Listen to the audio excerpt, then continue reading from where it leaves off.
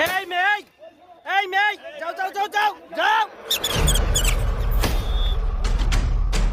একজন যে নাই ফাঁকা।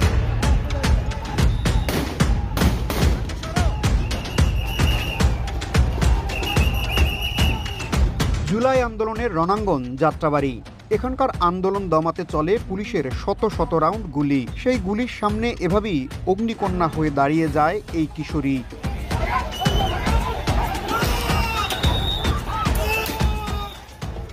নাম না জানা এই কিশোরীর চারপাশ ঘিরে তখন পুলিশের মুহুর্মুহুর গুলি, কিন্তু একটুও বিচলিত হয়নি কিশোরী মেয়েটি। একরাশ ক্রোধ নিয়ে ঠায় দাঁড়িয়ে থাকে সেখানেই। এই মেয়ে, এই মেয়ে, যাও যাও যাও যাও যাও। কিছুক্ষণ পরেই পুলিশের গাড়িতে পড়ে থাকতে দেখা যায় রক্তে ভেজা একজনকে। বেঁচে থাকলেও তাকে জরুরি চিকিৎসা দেয়া হয়নি, বরং অনেকটা সময় ধরে ফেলে রাখা হয় গাড়িতে। এর পাশেই অন্য একজন রক্তাক্ত শরীর নিয়ে নিজেই অটো চালিয়ে হাসপাতালে যাওয়ার চেষ্টা করছিল। এসব ঘটনা আর ছবি ফ্রেমবন্দি হলেও সে সময় তা প্রচার করা যায়নি গণমাধ্যমে। যাত্রাবাড়ির জুলাই আন্দোলনে মৃত্যুর সংখ্যা সর্বোচ্চ। আন্দোলন দমাতে চলে পাখির মতো মানুষ হত্যা।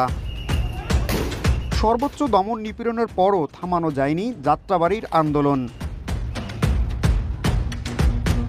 যাত্রাবাড়ি অবরুদ্ধ করার অন্যতম কারণ ছিল ঢাকা চট্টগ্রাম মহাসড়কের প্রবেশদ্বার এটি। ঘনবসতিপূর্ণ এই এলাকায় স্কুল কলেজের পাশাপাশি আছে বহু মাদ্রাসা।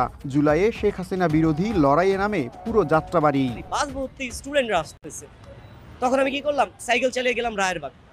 রায়েরবাগ গিয়ে দেখতেছি কি আরও আসতেছে, 2-3 এরপর দেখলাম কি আরও দেখলাম পিক আপ সহ স্টুডেন্টরা আসতেছে। তখন আমি সাইকেল নিয়ে চলে আসলাম গিয়ে ডাইরেক্ট আপনার কাজলাতে।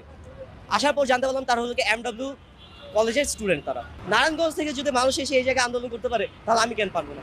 তখন আমি সাইকেল দিয়ে 2-3 ঘন্টা, কারণ শব্দ ছিল নারায়ণগঞ্জে, কেউ আশেপাশের কাউকে চিনে না। আর ছাত্রলীগ এই জায়গায় যারা ছিল তারা সব জানে, আশেপাশের গলি চিনে, পুলিশরাও সব কিছু জানে। তখন হয়ে গিয়েছিল যে আপনার যে এই জায়গায় যে যুক্তিবাদী গলি রয়েছে ওই এরিয়াটার ভিতরে পুলিশরা অলরেডি একটা টিম বানিয়ে বসেছিল, প্রায় 40-50 জনের টিম ভিতরে আইস সাইডের ছাত্রলীগের ইয়ারা। কিন্তু মোস্ট অফ দ্য পিপল জানতো না যে ওই গলিগুলোতে ঢুকলে ঝামেলা হবে, কিন্তু তারা তো বুঝে নিত এটা ছিল একটা আন্দোলন, কিন্তু এক করতেছিল it was a kind of a civil war. নিজের দেশের মানুষকে মারার জন্য তারা উপড়ে পড়তেছিল।